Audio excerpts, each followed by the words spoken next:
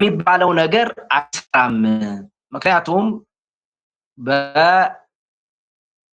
በእግዚአብሔር አምላክ የሚቆጣ አይደለም። ስለዚህ የኢየሱስ ክርስቶስ ደም ወይም መስዋዕትነት ሄላስቴሪዮን ማስተሰሪያ የእግዚአብሔርን ቁጣ ለማስቀረት ወይም ለማብረድ ሳይሆን ኃጢአት ለመደምሰስ ነው፣ ኤክስፓይቴሽን ነው ይላል። እዚህ ላይ ማሰብ ያለብን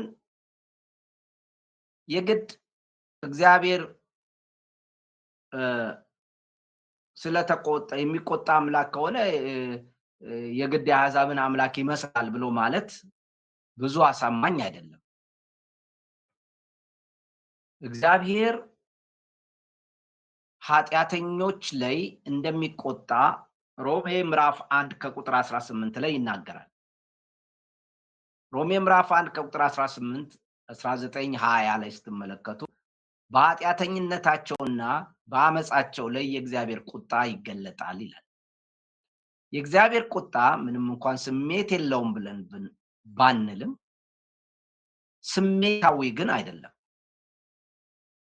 እግዚአብሔር ይቆጣል። ሲቆጣ ደግሞ እርምጃ ይወስዳል፣ ይቀጣል፣ ፍርዱን ይልካል። ሮሜ ምዕራፍ 2 ላይ የእግዚአብሔርን ቁጣ በራስ ላይ ታከማቻለህ የሚል አይተናል። እግዚአብሔር ይቆጣል፣ ይፈርዳል። ስለዚህ እግዚአብሔር አይቆጣም ብሎ ማለት ገና ለገና ከአሕዛብ አማልክት ጋር ይገናኛል ብሎ አስቦ ያንን ማስወገድ ተገቢ አይደለም። እግዚአብሔር ተቆጥቷል። ቁጣው ግን እንዲነሳ የተደረገው በጌታችን በኢየሱስ ክርስቶስ መስዋዕትነት ነው፣ ወይም ሄላስቴሪዮን ወይም ደግሞ ማስተሰሪያነት ነው።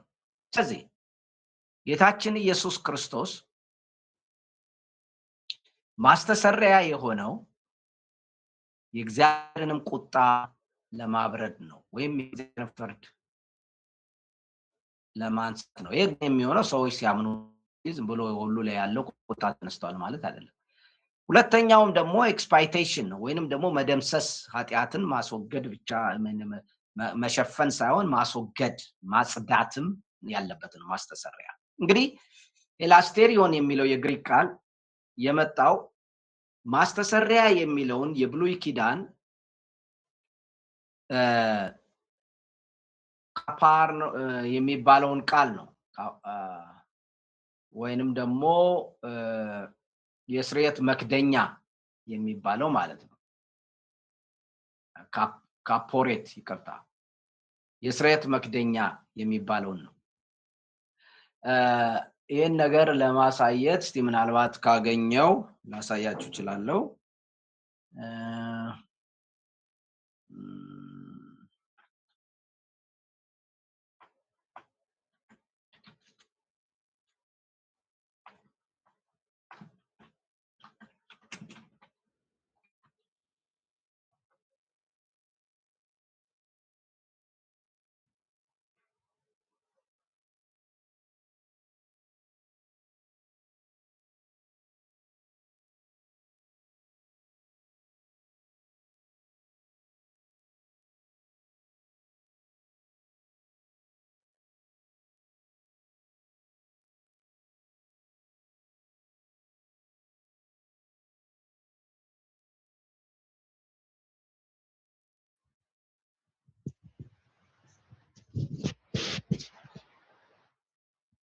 እዚህ ጋር ይታያችኋል አይደለም?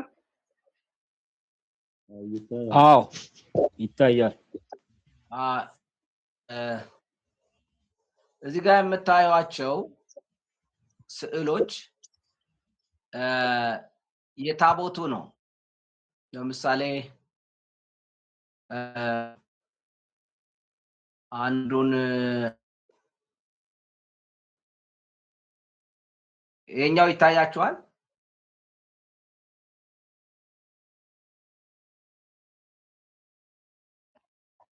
አዎ ይታያል። ቦግ ብሎ ወጥቷል ወይስ እንዴት ነው? ቆይስ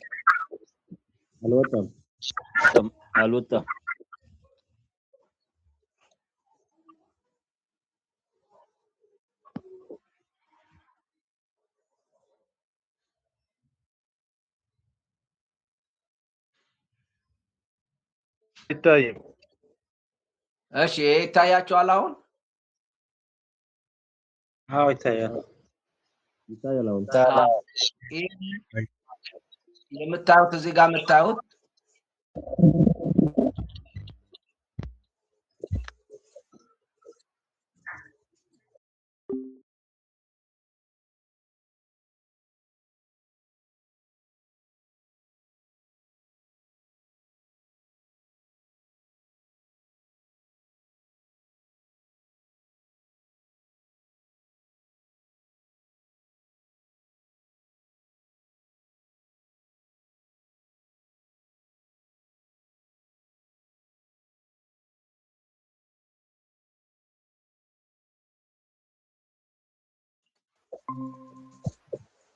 አሪክ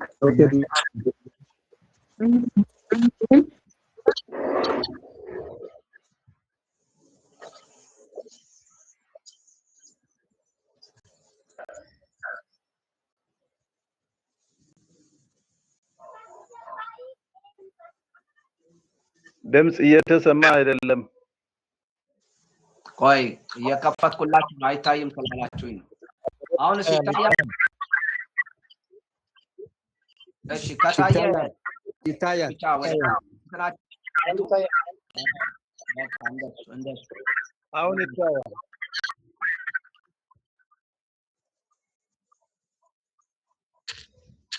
እሺ አሁን እዚህ ጋር ስትመለከቱ የሰውየው ታያላችሁ።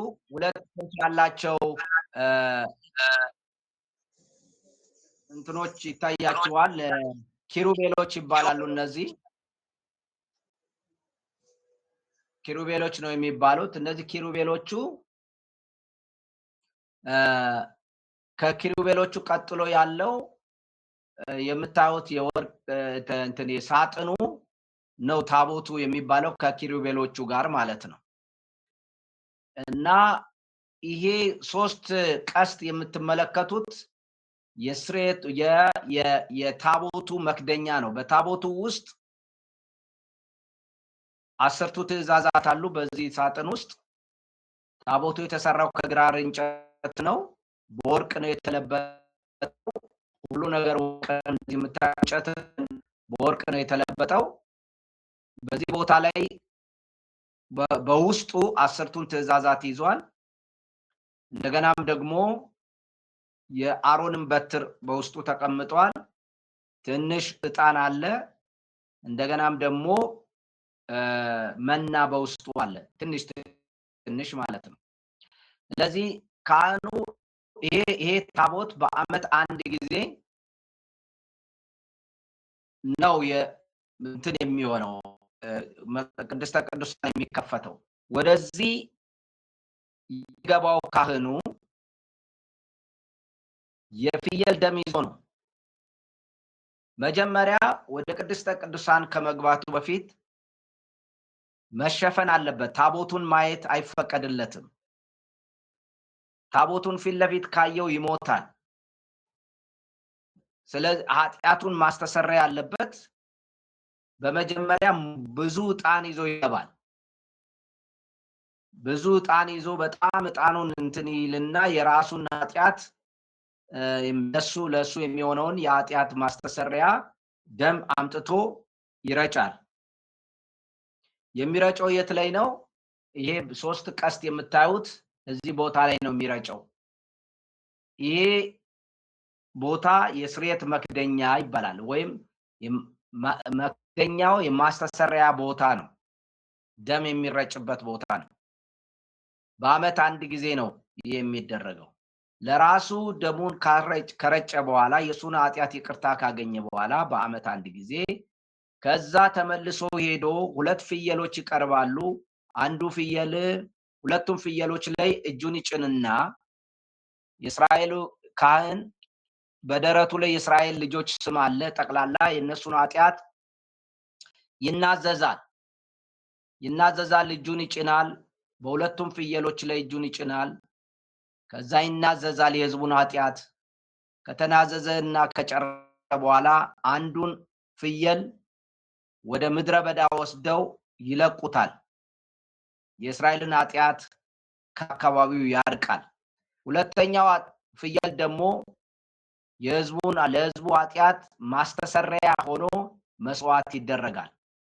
ያንን በመሰዊያ ላይ የፈሰሰውን ደም ይዞ ካህኑ ወደ ቅድስተ ቅዱሳን ወደ ታቦቱ ይመጣል። በኪሩቤል ላይ የምትቀመጥ እግዚአብሔር የሚል ብዙ ጊዜ ታነባላችሁ። ኪሩቤሎች እነዚህ ናቸው። እግዚአብሔር በዚህ መካከል ነው የሚገኘው፣ ሙሴንን የሚያናግር የነበረው። ካህኑ ታዲያ አሮን ከዛም በኋላ ያለው ደሙን 7 ጊዜ ለህዝቡ ንስሐ የገባበትንና የፍየሉ የታረደበትን ደም ወስዶ 7 ጊዜ ይረጨዋል። በዚህ በስርየት መክደኛ ላይ ይሄ የሚረጭበት ቀን የማስተሰሪያ በዓል ወይም ቀን ይባላል። እግዚአብሔር በአመት አንድ ጊዜ የህዝቡን ሁሉ ኃጢአት ይቅር የሚልበት ማለት ነው። ይሄ ማስተሰሪያ ቦታው ላይ ያለው ይሄኛው ክዳኑን በግሪኩ ምን ተብሏል? ሂላስቴሪዮን ተብሏል። ሜርሲ ሲት ወይም ምህረት የሚቀመጥበት ቦታ እንደማለት ነው። ወይም የምህረት ስፍራ ማለት ነው። የደግነት የቸርነት ቦታ ማለት ነው። እና ይሄን ቦታ ታዲያ ምን ብለን ነው መተርጎም ያለብን የሚለው ነው። ሂላስቴሪዮን ስንል የእግዚአብሔር ቁጣ የሚበርድበት ቦታ ነው። የእግዚአብሔር ወይም የህዝቡ ኃጢአት የሚሸፈንበት ቦታ ነው ወይ ነው። ሁለቱን መምረጥ የለብንም። የእግዚአብሔር ቁጣውም ይበርዳል፣ የህዝቡም ኃጢአት ደግሞ ይሸፈናል፣ ይደመሰሳል። ስለዚህ ይሄ ስዕሉ ጭንቅላታችን ውስጥ ካለ አሁን ስለ ጌታችን ኢየሱስ ክርስቶስ እሱን ማስተሰሪያ አድርጎ አቆመው ካለ ሜርሲ ሲት የሚለው ወይንም ደግሞ ማስተሰሪያ ክዳን የምንለው ማለት ነው። በአማርኛችን የማስተሰሪያ ክዳን ነው የሚለው። ኢየሱስ የማስተሰሪያ ክዳን አድርገን ከወሰድነው ኢየሱስ የማስተሰሪያ ቦታ ይሆናል ማለት ነው። የዚህ አይነት ትርጉም ሲተረጎም ደግሞ አንዳንዶች ኢየሱስ ማስተሰሪያ ክዳኑ ኢየሱስ ከሆነ እንዴት ደግሞ በአንድ ጊዜ ራሱ መስዋዕት ይሆናል? ፍየሉ ማን ሊሆን ነው? ደሙ የማን ሊሆን ነው? ስለዚህ ጥያቄ ያስነሳል። ነገር ግን ጳውሎስ ሁለቱንም በአንድ ሰው ውስጥ እንዳለ አድርጎ ያሳያል። ማስተሰሪያ አድርጎ አቆሞ እርሱንም እግዚአብሔር በእምነት የሚገኝ ደሙ የሆነ ማስተሰሪያ አድርጎ አቆሞ በደሙ ይሄ መስዋዕትን ያሳያል። ልክ ያኔ ፍየሉ ደም እንደሚመጣው ማስተሰሪያ ደግሞ የኃጢአትን ይቅርታንና የኃጢአትን መስዋዕትነት ማነው የእግዚአብሔርን ቁጣ የሚያነሳ ምትካዊ ሞትን መስዋዕትነትን ብቻ ሳይሆን የሚያሳየው እንደ ስርየት መክደኛው መሆን ይችላል ማለት ነው።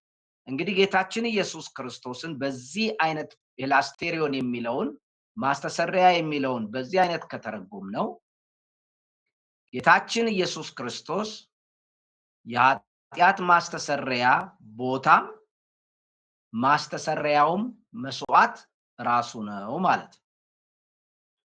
ብዙ ጊዜ ጌታችን ኢየሱስ ክርስቶስ የብሉይ ኪዳንን ስርዓት ኢምቦዲን አድርጎ ነው የሚመጣው። ወይም ማለትም በማንነቱ ውስጥ ሁሉም አገልግሎት አሉ። ኢየሱስ ካህንም ነው፣ ነብይም ነው፣ ንጉስም ነው።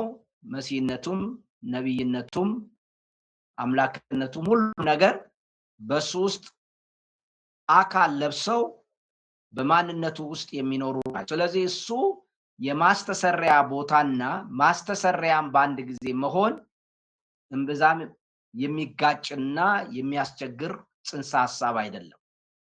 ስለዚህ ጌታችን ኢየሱስ ክርስቶስ ማስተሰሪያም የማስተሰሪያም ቦታ ነው። እሱ ብቻም ሳይሆን ደግሞ ማስተሰሪያ ሲባል የእግዚአብሔር ቁጣ የበረደበት እግዚአብሔር ኃጢአታችንም ደግሞ የሚወገድበት መስዋዕትም ቦታም ነው ስፍራማችንም ነው ማለት ነው። እንግዲህ ይሄንን አቆመው ይሄንን ኢየሱስን የማስተሰሪያ ቦታ እና የማስተሰሪያ መስዋዕት አድርጎ አቆመው የሚለው ንግግር በአማርኛችን ዝም ብሎ የሆነ ቦታ የቆመ አይነት ነገር ይመስላል። የሆነ ቀጥ ያለ ነገር ነው የሚታየው። እንደሱ ማለት ሳይሆን በአደባባይ ያሳየው ነው። የብሉይ ኪዳኑን ምሳሌና የቤተ መቅደሱን ጉዳይ ከወሰድን በቤተ መቅደሱ ቅድስተ ቅዱሳን ውስጥ ካህኑ በአመት አንድ ጊዜ ነው የሚገባው። ስለዚህ በውስጥ ያለው መጋረጃው በአመት አንድ ጊዜ ብቻ የሚከፈት ነው። ማንም ዝም ብሎ የሚገባበት አይደለም። የማስተሰሪያ ቦታው ዝግ ነው። ነገር ግን ኢየሱስን አሁን ማስተሰሪያ ቦታ መስዋዕትም አድርጎ እግዚአብሔር አቀረበው ብለን በዚህ ጽንሰ ሐሳብ የምናየው ከሆነ በአደባባይ ነው ኢየሱስ የቀረበው። ስለዚህ ማንም ሰው ይሄንን ቦታ አክሰስ አድርጎ በእምነት የመግባትና ወደ ማስተሰሪያው ቦታ የመግባትና የማስተሰሪያውን መስዋዕትንም የማግኘት እድል አለው ማለት ነው። አይሁዳውያን እንዴት ነው ማስተሰሪያ ያለ ካህን የሚገኘው ብለው ሊያስቡ ይችላል። እንዴት ነው ማስተሰሪያ ቦታ የሚገኘው ያለ ሕግ? እንግዲህ ጳውሎስ ያለ ሕግ ነው አሁን ይላል። ያለ ሕግ የእግዚአብሔር ጽድቅ ተገልጧል። ያለ ሕግ የእግዚአብሔር ጽድቅ ከተገለጠ የማስተሰሪያ ስርዓቱም የማስተሰሪያ ቦታው የማስተሰሪያው ስርዓት ተቀይሯል ማለት ነው። ተለውጧል ማለት ነው።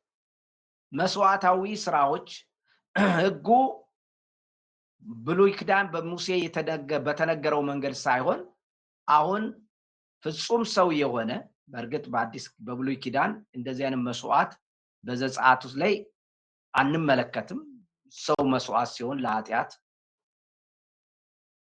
እንስሳዎች ናቸው።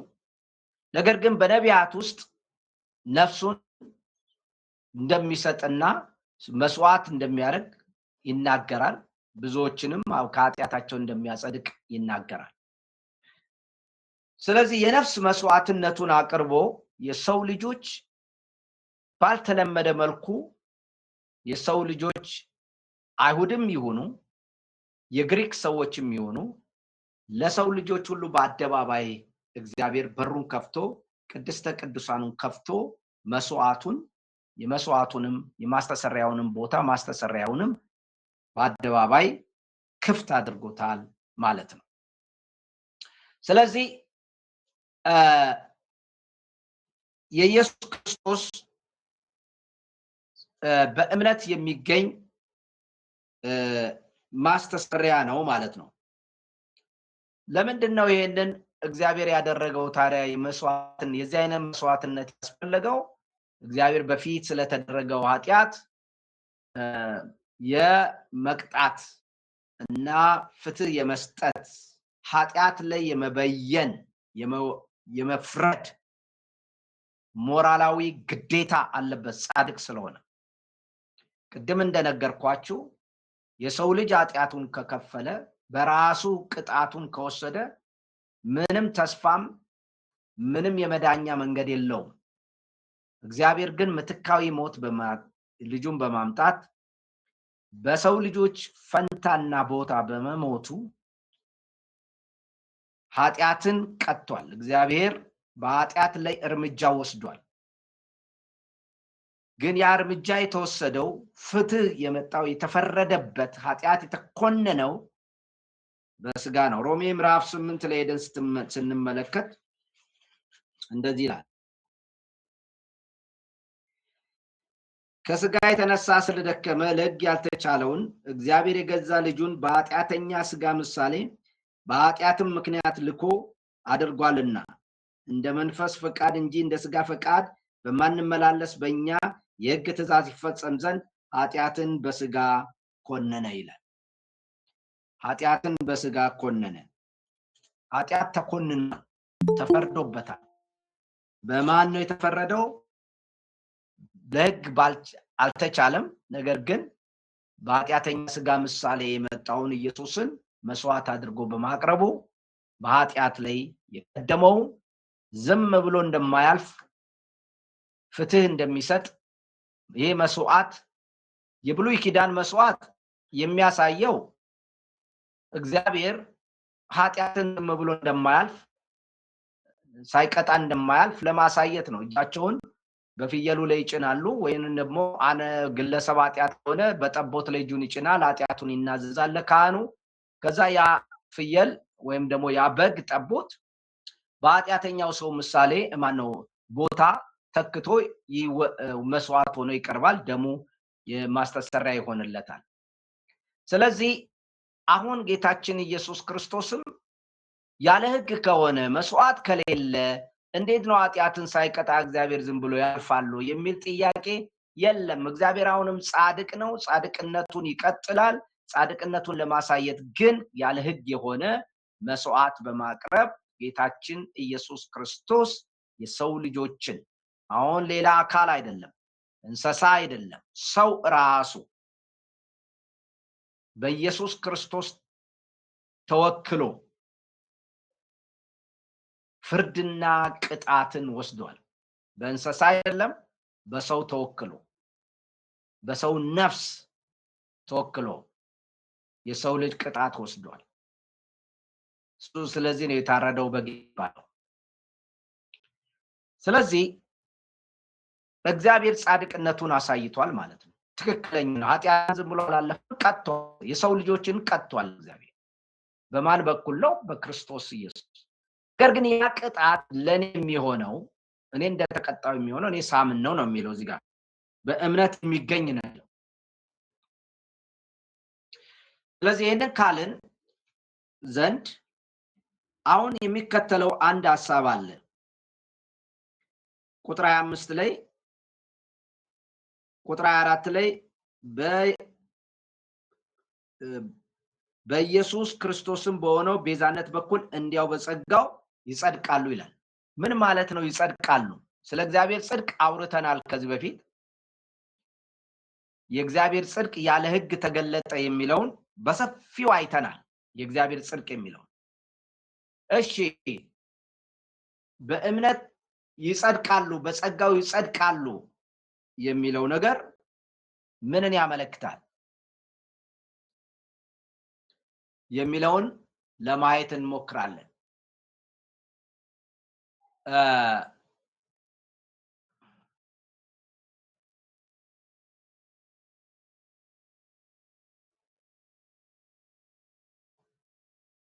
ስለ መጽደቅ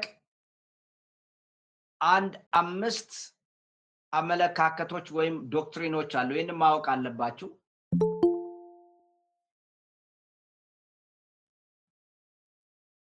ጸደቀ ሲባል ምን ማለት ነው? አንድ ሰው ጸድቋል ስንል ምን ማለታችን ነው? ስለ እግዚአብሔር ጽድቅ አይደለም አሁን የምናወራው፣ ስለኛ መጽደቅ ነው። ስለ እግዚአብሔር ጽድቅ ተገለጠ ሲባል የእግዚአብሔር ጽድቅ ምን እንደሆነ ለማስረዳት ረጅም ጊዜ ወስጃለሁ ከዚህ በፊት። አሁን ግን አንድ ሰው ጸድቋል ሲባል ምን ማለት ነው? ይሄንን እንትን ለማለት ለመረዳት እያንዳንዱ ቤተክርስቲያን የራሱ ወይንም ደግሞ ዲኖሚኔሽን የራሱ ትርጉም አለው፣ የራሱ አቋም አለው ወይም ዶክትሪናል ውሳኔ አለው። ስለዚህ ከዚህ በኋላ የማሳያችሁ እነዚህን 5 አመለካከቶች በአንድ ላይ ሰብስቦ በተለያዩ ምሁራኖች ተወክለው የጻፉትን ባጭሩ ለእናንተ በሚገባ መልኩ 5ቱን አቀርብላችኋለሁ። ይህም መጽሐፍ ጀስቲፊኬሽን 5 ቪውስ ወይም ጽድቅ 5 እይታዎች፣ ጀስቲፊኬሽን ነው እንጂ ራይቸስነስ አይደለም። በእንግሊዝኛው እዚህ ጋር አማርኛችን ተመሳሳይ ቃል ስለሚጠቀም ነው። ለእግዚአብሔርም ጽድቅ ነው የሚለው፣ ያኛው እንግሊዝኛው ራይቸስነስ ነው የሚለው። ለሰውም ደግሞ ጀስቲፊኬሽን ይሄኛው አማርኛ እንትናችን እንግሊዘኛው ጀስቲፊኬሽን አማርኛችን ጽድቅ ይላል። በእርግጥ የትኛው ነው ትክክል ብላችሁ ብትሉ የአማርኛችን ነው። ራቸስ አንዳንዶች የመጽሐፍ ቅዱስ ምሁራን ራቸስድ ብለው ይተረጉሙታል። ምንም ማድረግ አይቻልም። ምክንያቱም ተመሳሳይ ቃል ነው። ጀስቲፊኬሽን የሚለው ጀስቲስ ከሚለው ነገር የመጣ አይነት ወይም ጀስቲፋይ ከሚለው የመጣ ነው። ጀስቲፊኬሽን ያ ትክክለኛ ሪፕሬዘንቴሽን ወይም ደግሞ ትክክለኛ ሁኔታ አይወክለውም። ያም ሆነ ይህ የአማርኛችን ግን ይጠጋል። ስለዚህ የአማርኛችን ጽድቅ የሚለው ትክክለኛ ሐሳብ ነው። የኛ ሴሜቲክ ላንጉዌጅ ስለሆነ ማለት ነው። በመጀመሪያ ደረጃ እነዚህን ከመነጋገራችን በፊት ታሪካዊ እንትኖቻቸውን እንመልከት። በጽድቅ ወይም ደግሞ በዚህ በጀስቲፊኬሽን ወይም በመጽደቅ ይጸድቃሉ የሚለው በታሪክ ውስጥ ወይም በታሪክ ትርጉሙ እንዴት አድርገው ነው የተረጎሙት የሚለውን በታሪክ እናይና የመከራከሪያ እንትናቸውን ቶሎ እያየን እናልፋለን በኋላ። በመጀመሪያ ግን ያው መጀመሪያ ላይ ማብራራው በኋላ እያንዳንዱ ጻፊ የጻፈው በትንታኔ ስለሚመጣ የዛን ቶሎ ብዬ አለፍ ብዬ አሳያቸዋለሁ። እንግዲህ ፓትሪስቲክ ኢራ የሚባል ወይም የጥንት የአባቶች ዘመን የሚባላል። ይሄ ማለት በጣም ረጅም አንደኛ ሁለተኛ ክፍለ ዘመን ጀምሮ ያለው እስከ ሶስተኛ ክፍለ ዘመን ድረስ እስከ አራተኛ ክፍለ ዘመን ድረስ ያሉት ዘመናቶች ውስጥ የጥንት አባቶች ይባላሉ፣ የቤተክርስቲያን አባቶች። በእነዚህ ጊዜ ውስጥ ጸደቁ ወይም በእምነት ጸድቃችኋል፣ በጸጋ ጸድቃችኋል የሚባለው ጸጋ የሚለውን የሚቀጥለው እናያለን። አሁን ግን መጽደቅ የሚለውን ነገር ለማየት እንሞክራለን። በጸጋ እንዲያው በጸጋው ነው የሚለው። እንዲያው በጸጋው ይጸድቃሉ ነው የሚለው። እንዲያው በጸጋው የሚለው እሱን ትተነው መጽደቅ የሚለውን ነገ እናያለን ጸጋ ምን ማለት እንደሆነ። ቃላቶቹን እዚሁ ከጨረስን በኋላ ምዕራፍ 5 6 ምናምን እየቀለለን ይሄዳል። እንግዲህ ጳውሎስ በዚህ ቦታ ብዙ ነገሮች ስለሚያስተዋውቅ ነው እጭቅ ያለ ክፍል። የመጀመሪያው የጥንቱ እንግዲህ ሲያስተምሩ የጥንት ቤተክርስቲያን አባቶች በእግዚአብሔር ዘንድ ተቀባይነት ማግኘት እና ቅድስና ወይም መልካም መሆንን ሁለቱን መሆን ማለት ነው። እንዲያው በጸጋው ይጸድቃሉ ሲባል በእግዚአብሔር ፊት ተቀባይነት ያገኛሉ፣ በባህሪያቸውም ቅዱሳን ይሆናሉ የሚል ትርጉም ነው። በደንብ ተመልከቱ። እንግዲህ ይሄን አንድ ሰው ጸደቀ ሲባል ጽድቅን ወይም መጽደቅን እንደ ለውጥ ሂደት ነው የሚያዩት። ስለዚህ አንድ ሰው እንዲያው በጸጋው ጸደቀ ሲሉ መጽደቁ በእግዚአብሔር ፊት ተቀባይነት አገኘ፣ ደግሞም ቅዱስ የመሆን ለውጥን ያገኛል ማለት። ስለዚህ ቅድስናንም በእግዚአብሔር ፊት ተቀባይነትን ማግኘት ሁለቱንም አዋህዶ የያዘ ነው ማለት ነው።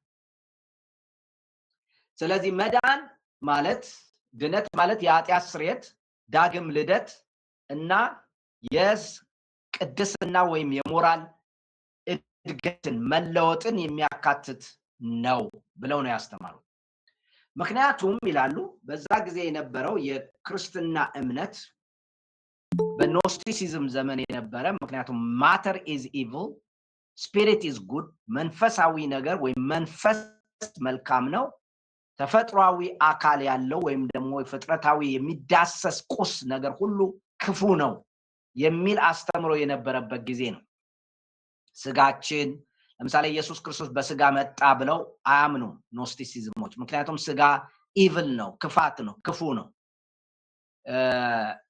መንፈስ ግን መልካም ነው። ስለዚህ ኢየሱስ ክርስቶስ መንፈስ ነው፣ ሰው እንኳን መስሎ ቢሆንም እውነተኛ ሰው አይደለም ብለው ነው የሚያስቡት። ስለዚህ በእነዚህ ውስጥ ሲያስተምሩ በስጋ ቅድስና እንደሚያስፈልግ ያስተምሩ ነበር። ድነት ከዛ ጋር የተያዘ ነው። ምክንያቱም ኖስቲሲዝም እውነተኛው ማንነት መንፈስ ስለሆነ በስጋ የሚደረግ ኃጢአት፣ እርኩሰት ብዙም መንፈሳዊ ነገርን እንደማይጎዳ አይነት ያስተምራሉ። ሌሎቹ ደግሞ እነዚህ ግን አይ መንጻት ኃጢአት አለማድረግ አንዱ የድነት ክፍል ነው ብለው ያስተምራሉ። ስለዚህ ማስረጃቸው ያው ለዚህ ማስረጃ የሮሙ ቀሌንጦስ በኛው ክፍለ ዘመን ያስተማረው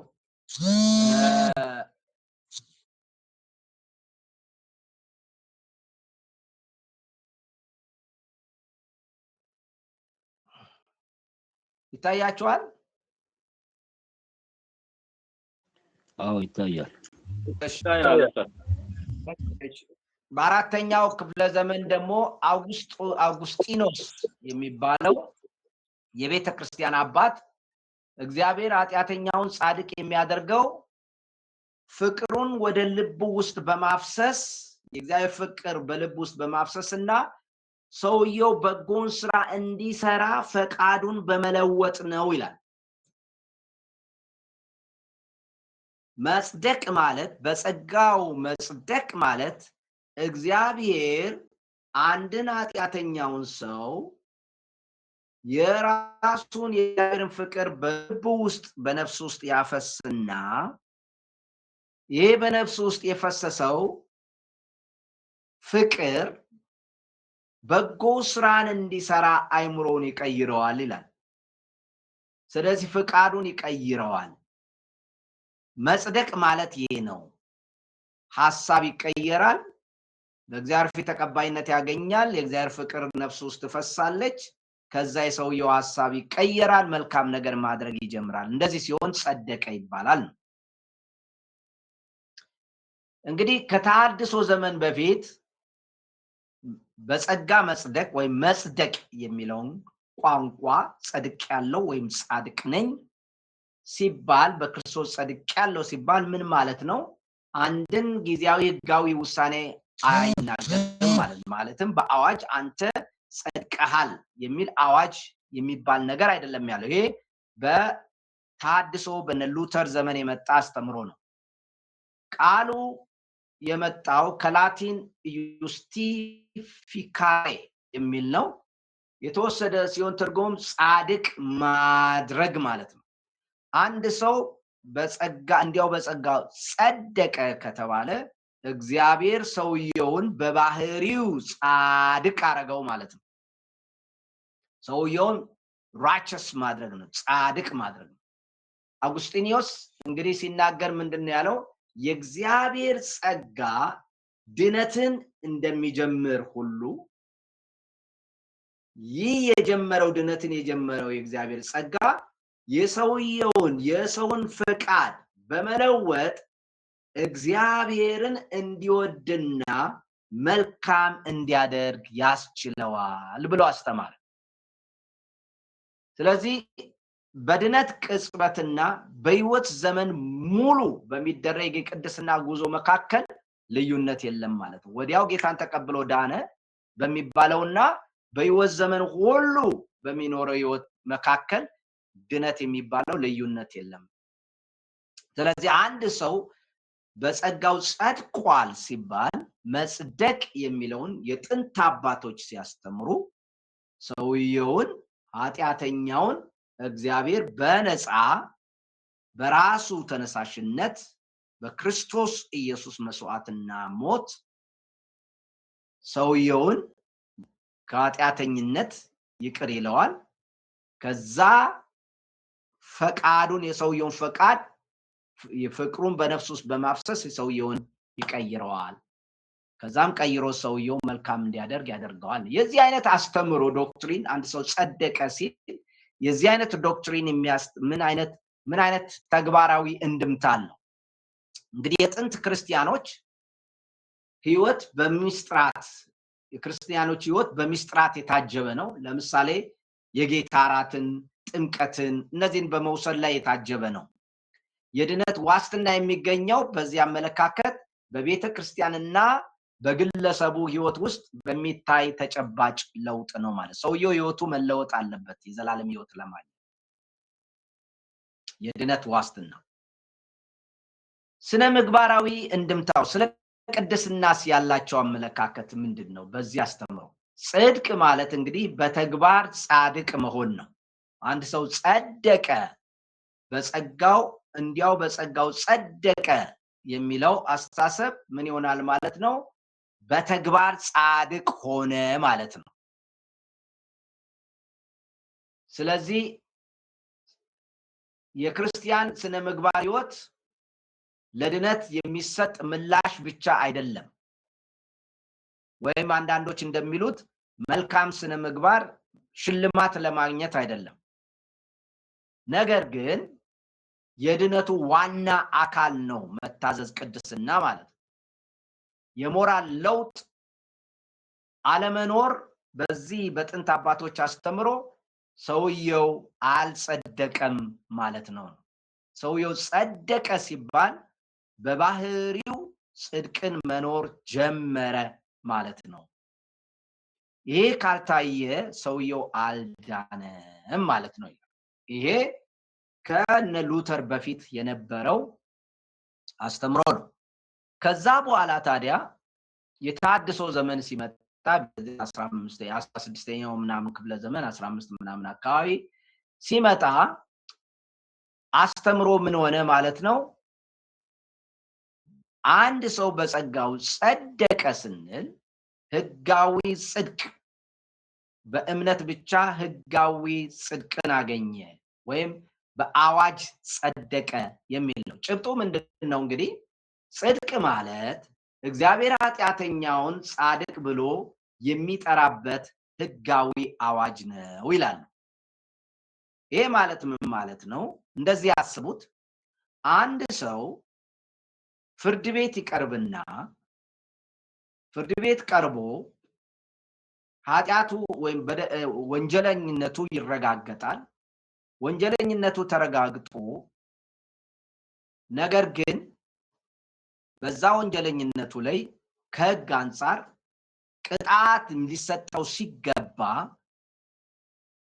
ለምሳሌ የሞት ፍርድ ሊሆን ይችላል ወይም እንደየጥፋቱ ማለት ነው ያ ቀርቶለት ምንም እንኳን ቢያጠፋ ያ ቀርቶለት በስነ መለኮቱ ደግሞ በክርስቶስ ኢየሱስ ሞት ምክንያት ያ ቀርቶለት ፍርዱ ተወስዶለት በአዋጅ ከዚህ በኋላ አንተ justified ነህ ጸድቀሃል ጻድቅ ነህ የሚል ነው ይሄ ማለት ሰውየውን ራሱን ባህሪውን ቀይሮ ጻድቅ የማድረግ ስራ ሳይሆን ሰውየውን በአዋጅ ዝም ብሎ ከነኃጢአቱ ጻድቅ ነህ ማለት ነው ወንጀል የሌለብህ ነህ እንደማለት እንግዲህ ይሄ የሚሆነው ግለሰቡ በውስጡ መልካም ስለሆነ ሳይሆን የክርስቶስ ፍጹም ጽድቅ ስለተቆጠረለት ነው ጌታችን ኢየሱስ ክርስቶስ ያደረገውን ጽድቁን በየጊዜው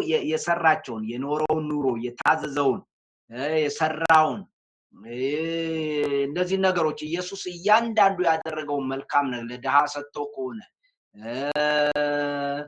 በቅድስና ኖሮ ከሆነ ታዞ ከሆነ እያንዳንዱ የታዘዘውና ያደረገው ነገር ለኃጢአተኛው እንዳደረገው መልክ ይቆጠርለታል ኢየሱስ ያደረገው ስለዚህ የመቁጠር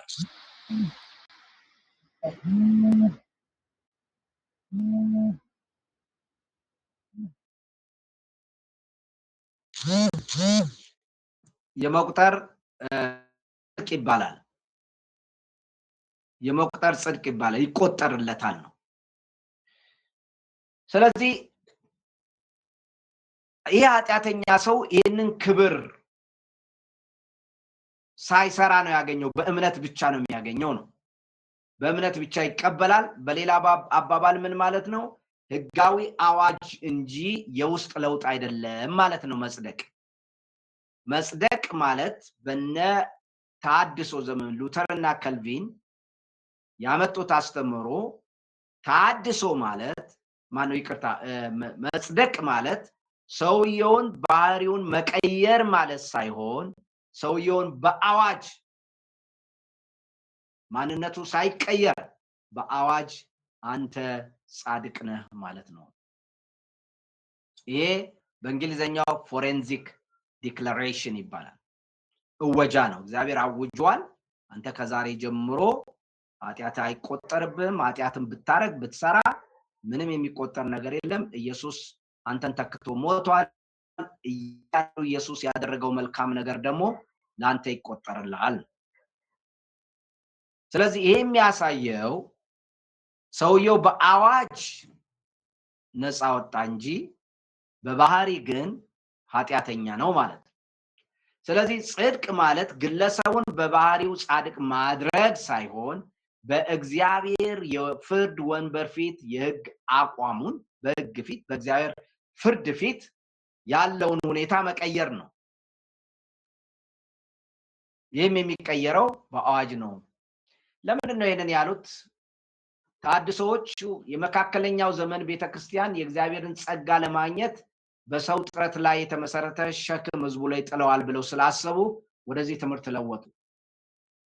ሁለተኛው ምክንያታቸው የሰው ፈቃድ በኃጢአት ባርነት ስር ስለሆነ የትኛውም የሰው ጥረት ለድነት አስተዋጽኦ ማድረግ እንደማይችል ስለተከራከሩ ነው። ስለዚህ የሰው ልጅ በራሱ ኃጢአትን ነፃ መውጣት ስለማይችል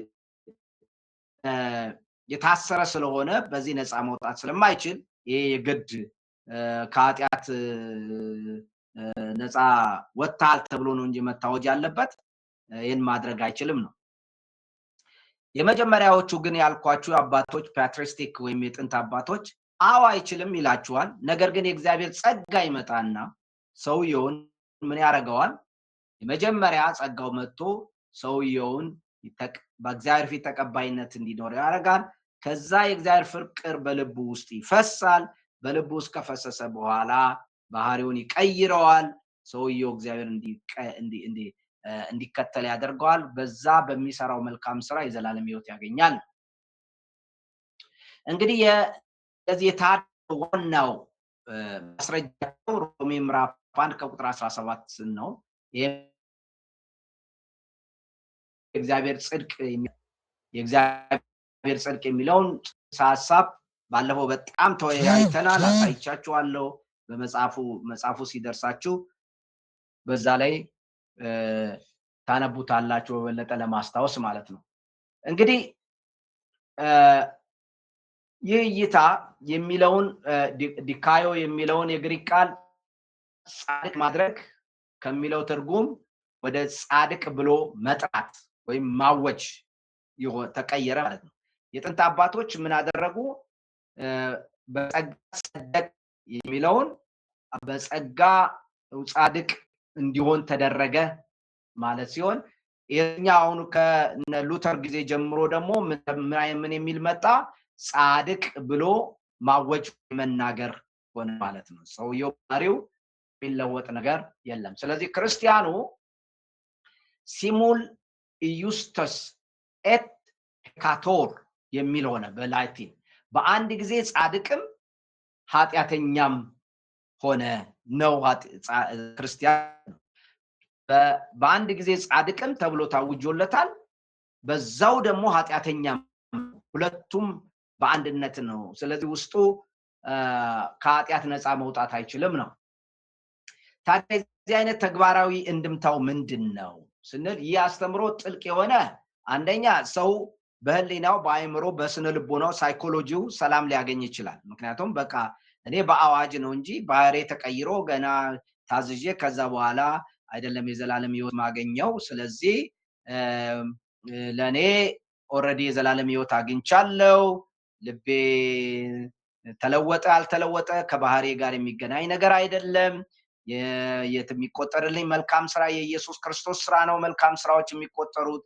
ስለዚህ የኔ ስራ እስካልሆነ ድረስ እኔ ኃጢአትን ብሰራም ባልሰራም የማመጣው ውጤት የለም። ምክንያቱም አንዴ ኢየሱስን ካመንኩ በአዋጅ በሕግ አዋጅ በማይለወጥ አዋጅ እኔ ጻድቅ ነህ ተብያለሁ። ስለዚህ የኔ መታዘዝ አለመታዘዝ ብዙም እንትን ስለሌለ ጸጸት አይሰማኝም። ህሊናዬ ምንም የሚጸጽተው ነገር የለም ኃጢአት ባደርግም ሰላምና ዋስትና ይኖረኛል የሚል እንድምታ ይሰጣል ማለት ነው። ታዲያ ቅድስና ጉዳይ እንዴት ነው የሚያየው? መልካም ስራዎች ድነትን የማግኘት ኃይል የላቸውም። የፈለገ መልካም ስራ ብሰራ ድነትን ማግኘት ኃይል አይኖረውም። ስነ ምግባር ከአደጋ ለመዳን የሚደረግ የምንሰጠው ለእግዚአብሔር ለመዳን የምንሰጠው ለእግዚአብሔር የምንሰጠው መልካም ስራ ለመዳን የምናደርገው ጉዳይ ሳይሆን የምስጋና ውጤት እግዚአብሔር መልካም ስላደረገልኝ እኔም ደግሞ መልካም ማድረግ አለብኝ። አንድ ሰው መልካም የሚሰራው ለመዳን አይደለም፣ ስለዳነ ግን እንደ እግዚአብሔር ምላሽ መስጠት የሚያደርገው መዘዝ ነው ይላል። ኦኬ ይሄ እንግዲህ የእምነት ነው ማለት ነው። እነዚህ ሁለት የመጀመሪያው ምንድነው የሚያሳየው? የመጀመሪያው የሚያሳየው መነሻ ጸጋ ይሆናል። እግዚአብሔር ይመጣል፣ ኃጢአተኛውን ይቀበለዋል፣ ልቡን ይቀይረዋል፣ በልቡ ውስጥ ያፈሳል። ፍቅሩን ካፈሰሰ በኋላ ይለውጠውና መልካም ስራ እንዲሰራ ያደርገዋል። ያ መልካም ስራ የዘላለም ሕይወት እንዲያገኝ ያደርገዋል ነው። የጥንት አስተምሮ የተለመደው የተሐድሶ እይታ በሰፊው ስንመለከት ለምሳሌ ማይክል ሆርተን የሚባለው ቅድም ያልኳችሁን ነገሮች ያብራራል። በተለይ የነ ሉተርን ቶሎ ብዬ ልንገራችሁ እሱን፣ ምክንያቱም ስለነገርኳችሁ። ጽድቅ ማለት ማይክል ሆርተን ነው ወክሎ የነ ሉተርን የቀድሞውን የሚከራከረው። ጻድቅ ማለት እግዚአብሔር ጽድቅ ማለት ወይም መጽደቅ ማለት እግዚአብሔር ኃጢአትን ይቅር የሚልበት እና የክርስቶስን ንቁና ተግብሯዊ መታዘዝ ወይም ያደረገውን መታዘዝ ለምዕመኑ የሚቆጠርበት ጌታ ኢየሱስ የታዘዘው ማለት ወሳኝ የፍርድ ቤት ውሳኔ ነው። ይህ ለሌሎች የድነት በረከቶች ለምሳሌ ቅድስና ምናምን መነሻ መሰረት ይሆናል። ምክንያቱም ቅዱስ የሆነው አምላክ ጉድለትን ስለማይቀበል ነው። አሁን አንድ ሰው ልቡም ተለውጦ ቢሆን ሐሳቡም ተለውጦ ፍቅሩም ተለውጦ እግዚአብሔርን ወዶ መልካም ቢያደርግም የፈለገውን ነገር መልካም ቢያደርግ ጥርት ያለ ጽድት ያለ ስታንዳርዱን የጠበቀ እግዚአብሔር በሚፈልገው መጠን አይኖርም። ስለዚህ እግዚአብሔር ደግሞ የሚፈልገው ጽድት ያለ ቅዱስ አምላክ ስለሆነ ጽድትና እንትን ያለ ነውር የሌለበት የጽድቅን ሕይወት ነው የሚፈልገው። ያንን ማድረግ አይቻልም። ስለዚህ ከኛ ውጭ የሆነ ኤሊየን ሌላ አካል ያ ጽድቅ ማምጣት አለበት። እሱም ኢየሱስ ነው። ከኛ ውጭ ከኛ ከሰራነው ተግባር ውጭ ነው ያመጣው። ስለዚህ ያ ኤሊየን ለኛ ከኛ ውጭ የሆነ ሌላ ጽድቅ ለኛ ተደርጎ ይቆጠርልናል። ያ ነው የሚያድነን። እሱም ደግሞ ፍጹም የሆነ ጽድቅ ነው፣ ኢየሱስ የሰራው ነው። ስለዚህ ለኛ ይቆጠርልናል። ስለዚህ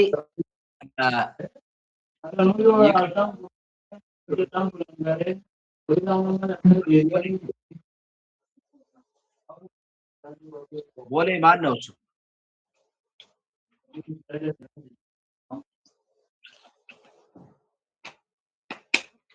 ቦሌ ድምጽ ባክ ማይክ ዝጋ።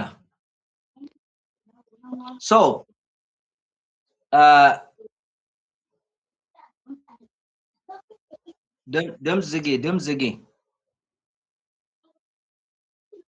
እንግዲህ ሮሜ ምዕራፍ 4 ላይ ማስረጃ እግዚአብሔር ኃጢአተኛውን ያጸድቃል የሚለው ነው ትልቁ ማስረጃ። ኃጢአተኛውን ያጸድቃል የሚለው ሁለተኛ ቆሮንቶስ ምዕራፍ 5 ቁጥር 1 ላይ ደግሞ እግዚአብሔር ጽድቃችን ነው ወይንም ደግሞ እኛ በእርሱ ሆነን የእግዚአብሔር ጽድቅ እንሆን ዘንድ ነው ይላል። እና ሌላው የዌስት ሚኒስተር እምነት መግለጫ ነው የሚከተለው። እንግዲህ ቀደም እንዳልኳችሁ ይሄ መከራከሪያ ነው የተሐድሶ ማለት ነው። ሌላው ተራማጅ የተሐድሶ እይታ ነው። ፕሮግሬሲቭ ሪፎርምድ ዶክትሪን ነው፣ የተሻሻለው ማለት ነው። የጥንቶቹ ቅድም ነግሬያችኋለሁ የተሻሻለ ነው። አሁን የተሻሻለው ደግሞ የተቀናጀ ሕጋዊና ኪዳናዊ ጽድቅ። ይሄ ማለት ነው የተካተተ ጽድቅ ነው። ኪዳንም አለ፣ እንደገናም ደግሞ አዋጅም አለ። ሁለቱንም ነው የሚያካትተው። ጽድቅ ፍርድ ቤት ነክ ቢሆንም ነገር ግን ኪዳንም አለበት። በኪዳን ደግሞ ካለ መታዘዝ ያስፈልጋል። አንድ ሰው ወደ እግዚአብሔር ቤት የሚገባ የእግዚአብሔር ዝም ብሎ መጽደቅ በአዋጅ አንተ ጻድቅ ነህ ብቻ አይደለም የሚባለው። ስለዚህ የእግዚአብሔር ቤተሰብ አባል ይሆናል።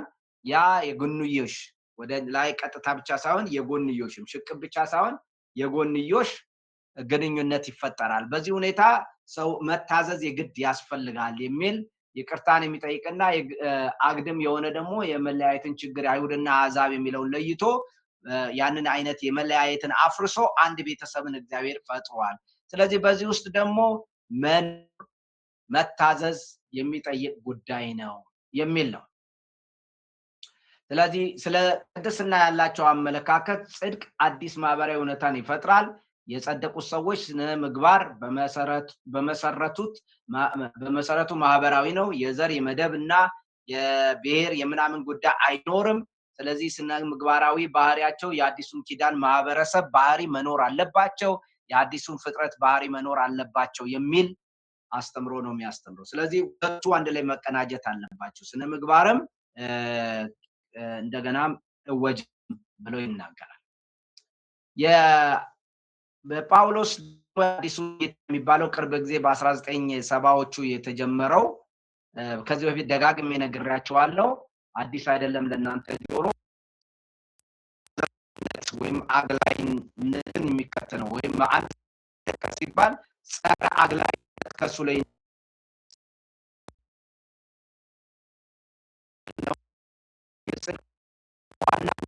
አሕዛብ ማለትም ሳይገረዙ ሳይከተሉ እግዚአብሔር ሕዝብ የሚል ነው። ስለዚህ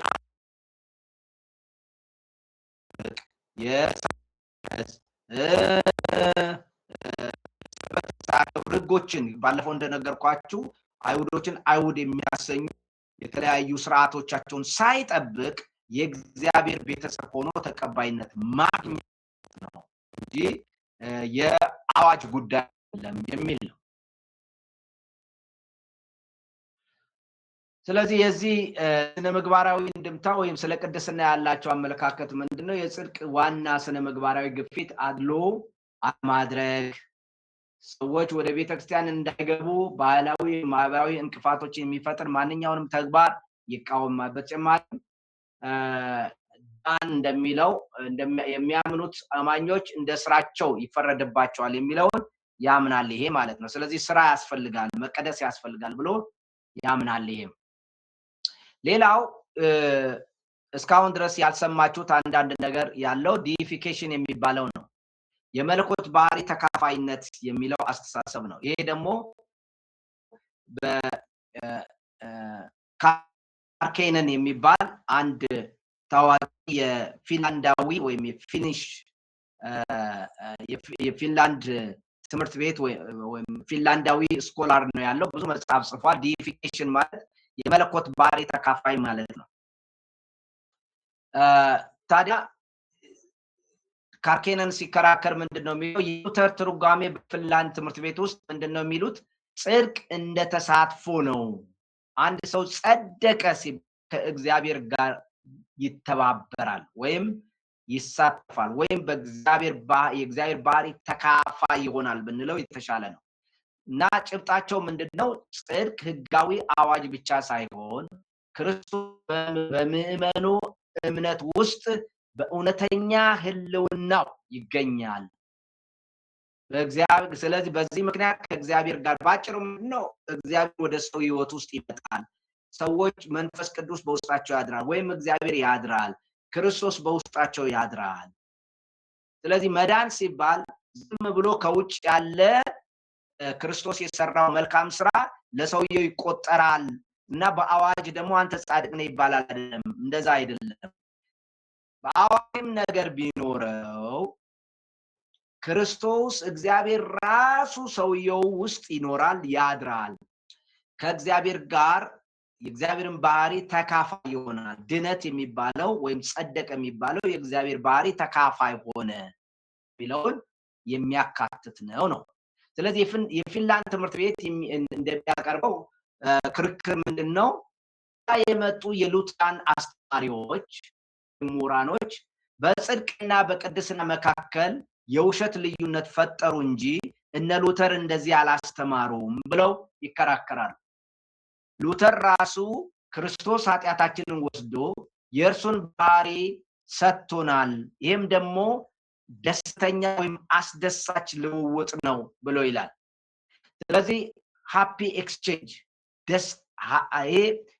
በጣም አስደሳች የሆነ ልውውጥ በክርስቶስና ኃጢአተኛው ሰው መካከል ተካሂዷል። የኛን ኃጢአት ወስዶ የሱን ባህሪ ለኛ ሰጠን ብሎ ነው ያስተማረው ሉተር እንጂ ኃጢአተኛ በአቱ እየቀጠለ እንዲኖር አላስተማረም። ቅድስናን ከድነት ለይቶ አላስተማረም። በኋላ የመጡት ግን መጽደቅን ከቅድስና ለይተውታል። መጽደቅን አዋጅ ብለው በአዋጅ የሰውየው ባህሪ ጋር ምንም አይገናኝም ብለው አዋጅ ብለው ለወጡ። ስለዚህ ሰውየው በቅድስና ኖረም አልኖረም፣ እግዚአብሔርን ታዘዘም አልታዘዘም የመጀመሪያውን አዋጅ የሚሽር በሕግ ስለሆነ የመጀመሪያውን አዋጅ የሚሽር ምንም ነገር የለም። ስለዚህ ሰውየው በስነ ምግባር ውስጥ ኃጢአት ቢሰራም ባይሰራም በቅድስና ውስጥ ኃጢአት ቢሰራም አይምሮ አይወቀስም፣ ንስሐም ገባም አልገባም ይሄናል አይደለም። መልካም የሚያደርገው ድኝ ያለው ለሱ ለእግዚአብሔር ምስጋና ይሁን የሚል የምስጋና ምላሽ መስጫ ነው። ስለዚህ ይሄ ግን ዲፊኬሽን ወይም የእግዚአብሔር መለኮታዊ ባህሪ ተካፋይ የሚለው የመለኮት ባህሪ ተካፋዮች ይሆናሉ የሚለው በሁለተኛ ጴጥሮስ ምዕራፍ 1 ከቁጥር 4 ላይ መሰረት በማድረግ ነው። እምነት ነፍስን ከክርስቶስ ጋር ልክ ሙሽራን ከሙሽራይቱ ጋር እንደሚያያይዝ ነው። ስለዚህ ሙሽራና ሙሽሪት ሲጋቡ እንደሚያያዙት ሁሉ እንደዚሁ ወደ እምነት ሰው ሲመጣ ነፍሱ ከክርስቶስ ጋር አንድ ትሆናለች። የመዋሃድ ጉዳይ ነው፣ የባህሪ ለውጥ ያመጣል ይላል። ስለዚህ በዚህ እይታ ክርስቶስ በምዕመኑ እምነት ውስጥ ይገኛል። ኢን ኢፕሳ ፌዴ ክሪስቱ አዴስት የሚል ነው። ክርስቶስ በክርስቲያኑ እምነት ውስጥ ይኖራል። ጽድቅ የሆነው ክርስቶስ ቃል በቃል በክርስቲያን አማኝ ውስጥ ስላለ ነው ሰውየው የሚጸድቀው እንጂ ከውጭ ለሚቆጠርለት አይደለም። ክርስቶስ ውስጥ ገብቶ ሰውየው ውስጥ የሚያደር ከሰውየው እምነት ውስጥ ስለሚኖር ልክ ጳውሎስ ክርስቶስ በእምነት በልባችሁ እንዲኖር እንደሚለው ማለት ነው። በውስጡ ክርስቶስ በውስጡ ያድራል፣ እውነትም ያጸድቀዋል፣ የባህሪው ተካፋይ ይሆናል። ይህ የፕሮቴስታንት እምነትና በኦርቶዶክስ ደግሞ የኦርቶዶክስ ምስራቅ ኦርቶዶክሶችም ወደ ባህሪ ተካፋዮች እንሆናለን እንለወጣለን ብለው ነው የሚያምኑት። ዲቪኔሽን ወይም ወደ መለኮትነት የመቀየር ባህሪ ይኖረናል ነው። ታዲያ ይሄ ምንን ያመጣል? ተግባራዊ እንድምታው ምንድን ነው? ይሄ የሚያሳየን እምነት እንደ ወይም ስለ ቅድስናው እናውራ፣ ስነ ምግባር ከማንነት የሚፈልቅ ነው ብሎ ነው የሚያምነው። ስለዚህ የሚቀየረው ምዕመኑ በመለኮት ባህሪ ስለሚካፈል ማንነቱ ስለሚቀየር እግዚአብሔር የሚወደውንና የማይወደውን ነገር ማወቅ ብቻ ሳይሆን የማይወደውን ነገር የማያደርግ የሚወደውን ነገር የሚያደርግ ይሆናል ክርስቲያን ነው የሚል ነው። ስለዚህ ክርስቲያን እንደውም እንደ ክርስቶስ ይሆናል ለጎረቤቱ፣ የክርስቶስን ምሳሌ ይኖራል የሚል ነው። መዳን ከዚህ ጋር ወይ መጽደቅ ካቶሊኮች ታዲያ ምንድን ነው የሚያስተምሩት? ካቶሊኮች ደግሞ የሚያስተምሩት ጽድቅ ማለት አንድ ሰው ጸደቅ ሰውየው ጻድቅ ሆነ ማለት ነው። ቅድም የነገርኳችሁ የጥንት አስተማሪዎችን የጥንት አባት ነው።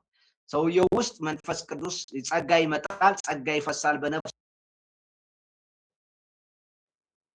ሐሳቡ ይቀየራል፣ መልካም ማድረግ ይጀምራል። ያ መልካም ያደረገው በእግዚአብሔር ኃይልና በእግዚአብሔር ሰውየውን በመቀየሩና ሰውየው ውስጥ ኃይልን በመስጠቱ እና ሰውየውን በመቀየሩ የሚያደርጋቸውና የሚሰራቸው ስራዎች ለመዳን ብቃት ይሆኑታል ይላል። ስለዚህ አዎ በስራ ነው የምንድነው ይላሉ። ነገር ግን ስራው ማን ነው የሚሰራው የሚለው ነው። ስራውን የሚሰራው እግዚአብሔር ራሱ በአማኙ ልብ ውስጥ መንፈስ ቅዱስን እና እግዚአብሔርን ጸጋ በማፍሰስ ከዛ ሰውዬ መልካም ስራ ይሰራል።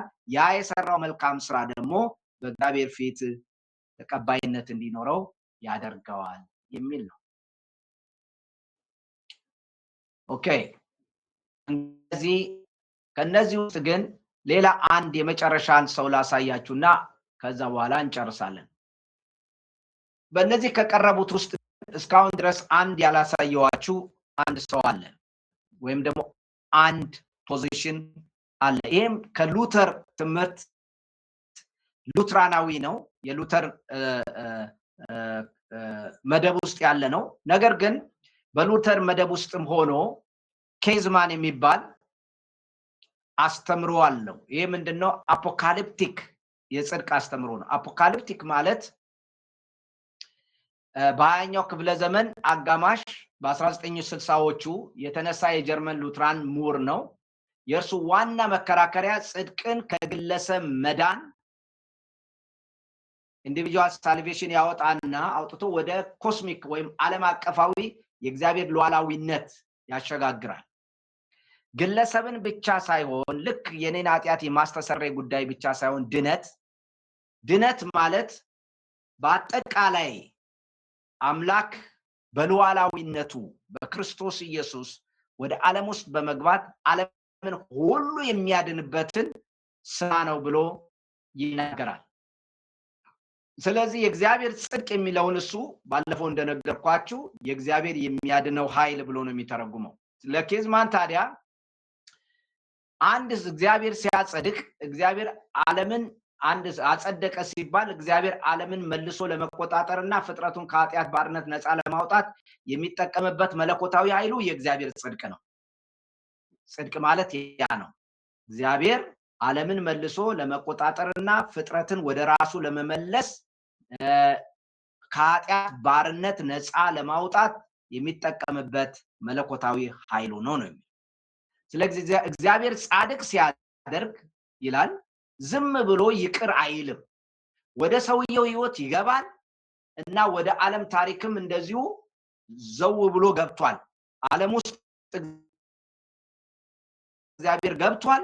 ዓለምን እግዚአብሔር በክርስቶስ ኢየሱስ የኃጢአትን መንግስትና የዲያብሎስን መንግስት ሰብሮ ገብቷል። ስለዚህ ወሮታል ይላል። ስለዚህ ጽድቅ አንድ ነፃ ስጦታም ነው፣ ነገር ግን ኃይልም ነው ይላል። እነዚህን መነጣጠል አይቻልም።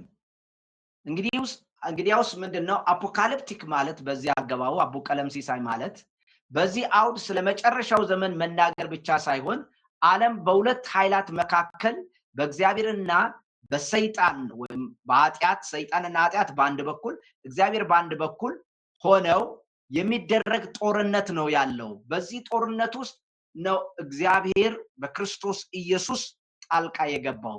ሰው በራሱ ፈቃድ ነፃ መውጣት አይችልም። ይሄ የነ ሉተር ትምህርት ነው። ምክንያቱም ሰው የኃጢአት ባሪያ ነው የሚል።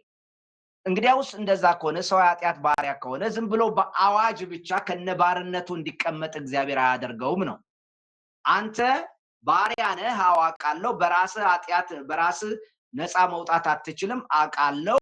ስለዚህ ከነባርነትህ እዛው ቁጭ ብለህ በአዋጅ ግን አንተ ጻድቅ ነህ አይደለም እግዚአብሔር የሚለው ነው። ስለዚህ ሰውየው በራሱ ነፃ ፈቃድ መዳን የማይችል ከሆነ በኃጢአትና በሞት ኃይላት ላይ ኃይላት ስር ስለወደቀ እግዚአብሔር በክርስቶስ ኢየሱስ ጣልቃ በመግባት ያንን ሰው ከኃጢአትና ከሞት ባርነት ነጥቆ ነፃ ያወጣዋል። ያ ነው ጸደቀ የሚባል ማለት ነፃ ወጣ ማለት ነው። ከኃጢአት ባርነት፣ ከሞት ባርነት፣ ከኃጢአትና ከዲያብሎስ አገዛዝ ስር ነፃ ወጣ ማለት ነው። ጸደቀ ማለት ከእግዚአብሔር ፍርድ ነፃ ወጣለን ማለት እንችላለን ማለት። ስለዚህ ጽድቅ ማለት ከክርስቶስ ወደዚህ የጠላት ግዛት ከክርስቶስ በክርስቶስ ኢየሱስ ከጠላት ግዛት ነፃ ወጥቶ የኃጢአት ኃይል ሰብሮ እግዚአብሔር ፍጥረቱን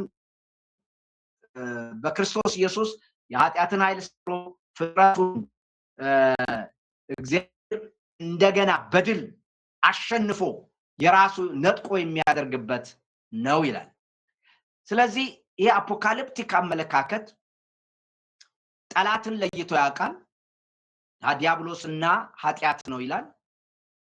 ከነዚህ እጅ ውስጥ ነፃ ለማውጣት ነው እግዚአብሔር ጽድቁን ሲገልጥ እና ጻድቅም ሲያደርግ እግዚአብሔር ኃይሉን በክርስቶስ ኢየሱስ ንጉሱ የሆነው ኢየሱስ መጥቶ ወደ ዓለም ገብቶ ሰዎችን ከኃጢአትና ከሞት ባርነት ነፃ ሲያወጣቸው ከፍርድም ነፃ ሲያወጣቸው ነው። ስለዚህ ሰውየው ከነኃጢአቱና ከነፍርዱ ከነኃጢአቱ ከነእስራቱ ጻድቅ ነህ አይባልም ወይም አዋጅ አይነገርም። ስጦታ ነው። ስጦታው ግን ጽድቅ ስጦታ ነው። ስጦታው አይነት ምንድነው? ነፃነት ነው። ነፃ መውጣት ነው ከኃጢአትና ባርነት። ስለዚህ ኬዝማን እንደሚለው እግዚአብሔር ኃጢአተኛውን ሲያጸድቅ ከምንም ተነስቶ አዲስ ነገር እንደመፍጠር ነው። ምን ማለት ነው? ልክ በኤደን ገነት ውስጥ ወይም በብሉይ ኪዳን መጀመሪያ አዳምን እንደፈጠረው ከአፈር እንዳበጀው የሰው ልጅ እንደዚሁ በኃጢአትና በሞት ስር በመሆን ከእግዚአብሔር ተለይቶ የሞተ ነው። ይሄን ሰው በትንሣኤ ኃይል እንደገና መፍጠር ነው። ሰውየው ምንም በኃጢአት ባርነቱ ስላለ የሞተ ስለሆነ ከእግዚአብሔር የተለየ ስለሆነ በሞት ግዛት ውስጥ ስለሚኖር ይሄን ሰው በክርስቶስ ኢየሱስ አማካኝነት ወደ ሰውየው ህይወት ሰብሮ ገብቶ ከኃጢአት ባርነትና ከሞት ባርነት ነጥቆ ሲያወጣው እንደገና አዲስ አድርጎ የፍጥረት ስራ መስራት ነው። ስለዚህ ከምንም ነገር እግዚአብሔር የመፍጠር ስራ እየሰራ ነው የሚል ነው። ኃጢአተኛው በእግዚአብሔር ፊት ምንም አይደለም፣ አንጎድሊ ነው፣ በደለኛ ነው፣ ኃጢአተኛ ነው። እግዚአብሔር ይህንን ሙታን የሆነ ሰው ወደ ህይወት ሲያመጣው ይህ ተግባር የፍርድ ቤት ውሳኔ ብቻ ሳይሆን የትንሣኤም ኃይል አለበት ነው። ስለዚህ ሰውየው ነፃ ይወጣል ማለት ነው።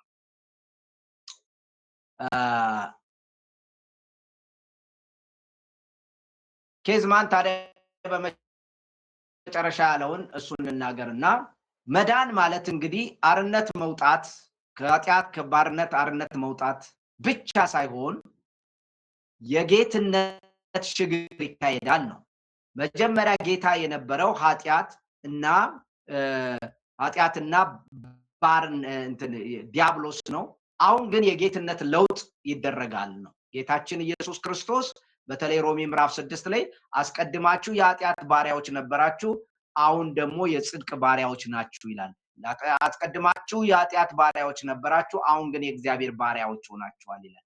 ስለዚህ የጌትነት ለውጥ የሚደረግበት እንጂ ሰውየው ዝም ብሎ የኃጢአት ባሪያ ሆኖ በአዋጅ አንተ ኃጢአተኛ አይደለም በቃ ጸድቀሃል ተብሎ በፍርድ ቤት የተነገረ የህይወት ለውጥ የሚደረግ ሳይሆን ትክክለኛ የሆነ የአምላክ ስራ በሰውየው ህይወት ላይ አርነት የማውጣት ስራ ይሰራል። ልክ ነው፣ ሰውየው በራሱ እጅ ነፃ መውጣት አይችልም። ልክ ነው፣ የኃጢአት ባሪያ ነው እነ ሉተር እንዳስተማሩት። ልክ ነው፣ ሰውየው አቅም የለውም፣ ምንም አይደለም። ነገር ግን ኢየሱስ ክርስቶስን በሚያምንበት ሰዓት እግዚአብሔር ጣልቃ ገብቶ ሰውየውን ከዚህ ባርነት ከዚህ ሞት ግዛት ውስጥ ነፃ ያወጣዋል የሚል ነው። ጌትነት ደግሞ እሱ ደግሞ ጌታ ይሆንለታል ነው። ስለዚህ እነዚህ ነገሮች የኬዝማን እንግዲህ ጽድቅ ማለት የአንድ ግለሰብ ህሊና ሰላም ማግኘት ወይም የአይሁድና የአሕዛብ መታረቅ ብቻ ሳይሆን የጌትነት ሽግግር ነው። ሰውየው ከአሮጌው ዓለም ወደ አዲሱ ክርስቶስ ዓለም ይገባል ነው። እነዚህ አምስቱም ይቀበላሉ።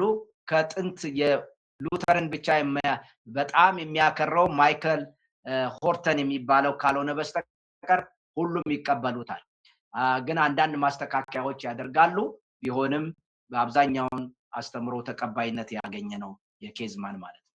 ስለዚህ የኬዝማን አስተምሮ ጽድቅ እንደ ዓለም አቀፍ ታዲያ እግዚአብሔር ዓለምን ሁሉ ይቀይራል ነው። የግለሰብን ብቻ ሳይሆን ከኃጢአት ባርነት ነፃ ማውጣት ብቻ ሳይሆን የጌትነትን መቀየር ብቻ ሳይሆን ድነት ዓለምን ሁሉ እግዚአብሔር የሚቀይርበት እግዚአብሔር ጽድቅ የሚታይበት አርነት የሚወጣበት ነው የሚል አቋም ነው ያለው ወይም ዶክትሪን ነው ያለው። እንግዲህ አንድ ሰው ጸደቀ ስንል በጸጋው ጸደቀ ስንል ምን ማለታችን ነው የሚለውን በእነዚህ ሁኔታ አሳይቻችኋለሁ። እናንተ ደግሞ በቤተክርስቲያናችሁ ያለውን ዶክትሪን በሌሎችም ያያችሁ ጠንካራ ማስረጃ ያለውን ተቀብላችሁ መሄድ ነው። ጥያቄ ካለባችሁ ለአንድ ለሁለት ለሶስት ደቂቃ ጥያቄዎችን አይና እንጨርሳለን። ጸልያ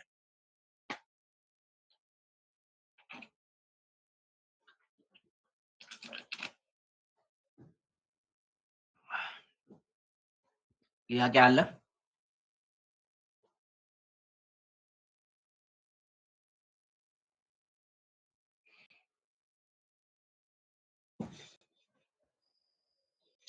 ጉዲሶ አቤት ዶክተር አቤት ተባረክ ደስ ይላል ትምህርት የተወሰነ እንትናትን እንዴት ሆኜ ስለመጣው ሜቢ ከዚህ በፊት ፓወርፖይንት ሰጥተህ ከሆነ አላወኩም ሌሎችንም መረጃ አልነበረኝምና ያ ፓወርፖይንቱ ቢሰጠን መልካም ይመስለኛል። ትምህርት በጣም ደስ ይላልና ቁም ነገር አለውና ለሌላ ጊዜ ብዙ የሚያስተምረን ትምህርት ነው። ጌታ ይባርክ። ተባረክ።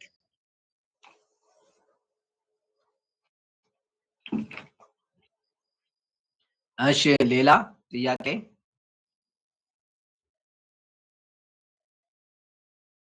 እሺ ከሌለን ጸልይ።